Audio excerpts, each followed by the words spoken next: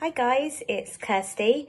Today's video is about brain fog, which is something we may find ourselves experiencing when we've been struggling with OCD or anxiety for a while, or if we've just been feeling quite stressed for a while. But before I go into that, I would like to ask, please do subscribe by clicking on the subscribe button below in order to stay up to date with the new videos as they're released. So this is something that I think is quite important to cover because I think a lot of us experience it when we're having various mental health difficulties, not just OCD or anxiety. Somebody who has been, struggling with depression may have the same thing as well. So brain fog obviously isn't a medical term or anything like that. It's just kind of a phrase that we might use to describe a kind of range of feelings that we're experiencing kind of mentally or internally. So when I refer to brain fog, I'm talking about feelings such as lack of mental clarity, so finding it quite hard to think straight, feeling constantly distracted.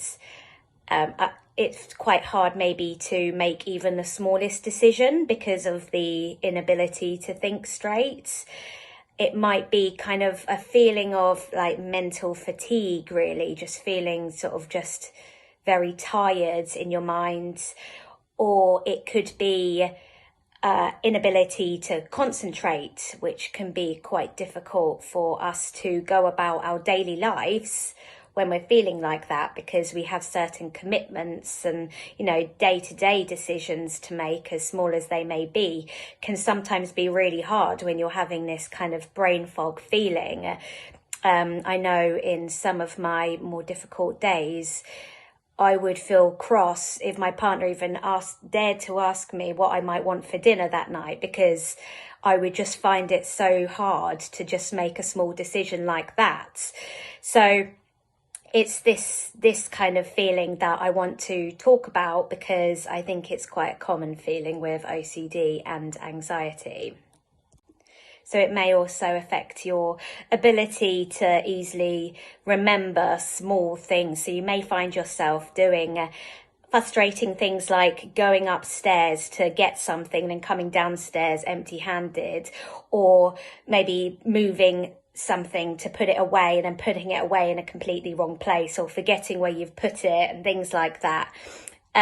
So it could just make little tasks like that just that bit more challenging, which can not only be frustrating, but it can also add another layer of anxiety or stress onto the situation as well, because we do still have lives to lead. We might have jobs that we need to concentrate on, or studies.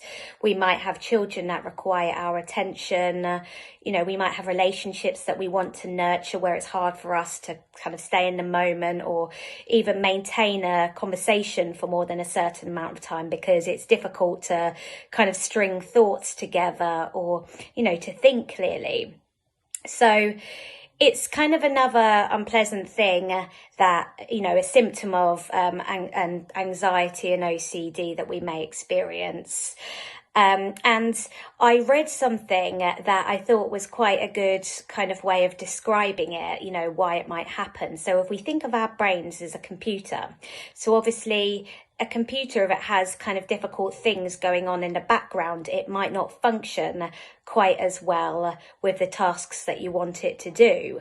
So if we think about, all of the mental rumination, constant mental energy that we're giving to our OCD or anxiety, that is kind of the thing that's going on in the background of the computers of our minds that might be maybe slowing down our ability with other things like, to be able to concentrate and things like that. So as I said, the brain fog or lack of mental clarity not only does make it harder to get things done sometimes, it can add yet another thing for us to fixate on or feel anxious about, or maybe even beat ourselves up about. And this is what I want to focus on now, because that is part of the problem. So, part of what keeps OCD and anxiety latched on is our fear of it or resentment of it. our perspective of it. That's part of what fuels the cycle. Even if we were to address and change the irrational beliefs fueling our original obsession, as it may be, we may be able to change it into a more rational belief, and our belief around the subject of our obsession may be much more rational, yet we might still be experiencing obsessions. And a big part of that is because we're afraid of being stuck in an OCD or anxiety cycle. We resent it. We hate the effect it has on us and our lives. And and it's this part of it that can sometimes keep it latched on that bit more. And if we have irrational beliefs surrounding our ability to go about our daily lives, like I must be able to think clearly, I must be able to concentrate. It would be awful if I can't function at full capacity at all times. If we're holding beliefs such as that, then it makes the suffering as a result of the brain fog a whole lot worse. So, if we, part of it is being, obviously we want to function at a decent capacity because we want to get things done.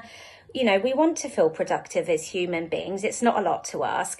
We want to do well at our studies, at our jobs, at parenting, at being a partner, or, being a good friend or whatever it might be. But if we're placing musts or shoulds about that on ourselves, then we're going to suffer all the more on the days that we find it more difficult to be and do all of those things as a result of brain fog, which is as a result of our ongoing struggles with anxiety and OCD. So this is where working on being more rational about stuff that isn't necessarily related to our particular obsessions is very useful. So, for example, if it's related to, doing well in your studies or in your job, we want to change irrational beliefs saying I must and I should concentrate and be at my best and bring my A game at all times to it's important to me, so I would prefer and I will strive to do that. But if some days I fall short of this, I can accept myself because I'm a fallible human being. And in this case, a fallible human being who has been struggling with, mental health difficulties and, mental conditions that impair our functioning sometimes. Obviously, it's hard to concentrate when you've got the yabba in the background constantly with OCD. I think about my last job that I had. It was very high pressured. It was extremely busy, extremely long hours, had to be accurate. I really don't know how I actually managed to do it with all the OCD, with all of my obsessions going on in the background. It was certainly very difficult, but one of the things that was fueling it initially, which led to, one of the, many contributors, alongside engaging in compulsive cycles and other irrational beliefs. It was one of the things that contributed to my OCD getting to the level that it was fretting and being anxious about the way my anxiety would affect my performance at work. So, I was not only struggling with anxiety, but then I was making myself more anxious about how this would affect my ability to function, and then beating myself up about the fact that I couldn't be as, I wasn't as I didn't have as much energy at the weekends as my friends to do things. So therefore I was saying I was a rubbish friend, or I'd be beating myself up for getting stuck in my head, for not being as decisive as other people, and, looking around the room and looking at other people and how engaged they are in a meeting and they're concentrating, and there I am thinking that. And then I realised that I've completely, lost my concentration, because of the anxiety that I've been struggling with, making it hard for me to concentrate, these brain fog feelings and, lack of decisiveness and all of this. And I was just making it worse for myself.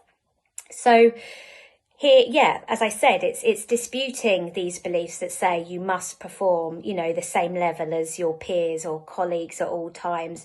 You must be able to, you know, concentrate. It would be awful if you didn't get the best possible grade in your exam because you're unable to concentrate, or, you know, it's awful if you can't be in a moment with your child while helping them do their homework because you're struggling with brain fog as a result of long-term anxiety. It's working on reducing this musting and shoulding that you might be doing to yourself about that. So while reducing the musting and shoulding about being able to, you know, perform at top capacity at all times, regardless of OCD, is important, another thing that could be important is the acceptance that it is hard. It is hard when you've got brain fog and you're trying to live your life. And it's kind of being able to view it as it's hard, but it's not too hard. So this was something that I had to change in my own attitude about these types of things, is that it was harder than it might have been. Well, to my knowledge, we don't know what goes on in other people's lives, but it may have been harder for me to focus than for my other colleagues, and therefore may have been harder for me to do my job than some of my colleagues at my old job. But that doesn't mean it was too hard, because if it's too hard, nobody would ever do it whilst, you know, struggling with brain fog. Nobody would ever be able to, you know, achieve things and get things done whilst having brain fog from anxiety or OCD. But that's not the case. People do.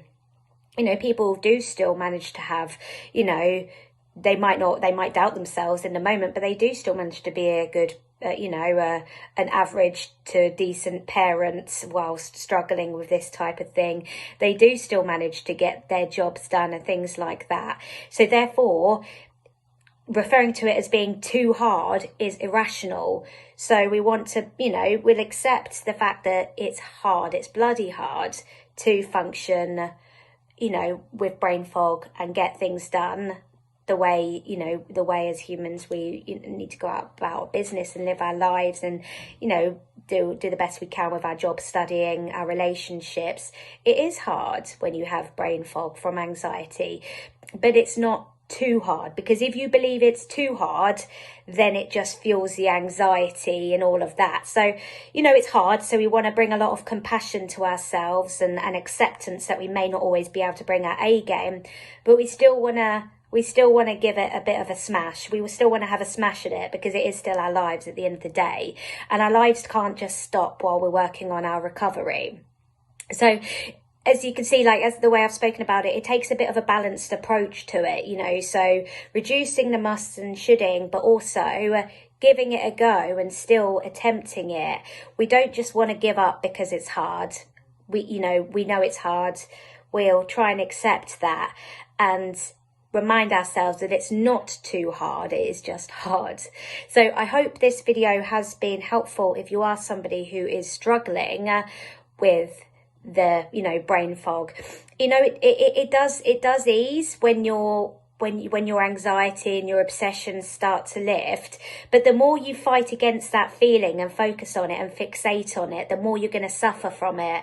And there is no shortcuts to recovery, and, you know, these things are part of the journey. So there is often, you know, there's no shortcut to getting rid of it. It's just making it, you know, working on your beliefs surrounding it so you can live with it and not focus on it as much. And of course, the less you focus on it, the less it becomes an issue, and the less it's likely to, you know, stick around for longer than it would have done than it needs to. So I hope this has been helpful for you, and I send you lots of compassion if you are struggling with brain fog. It's a real pain in the butt, to say the least, but do take care. Bye.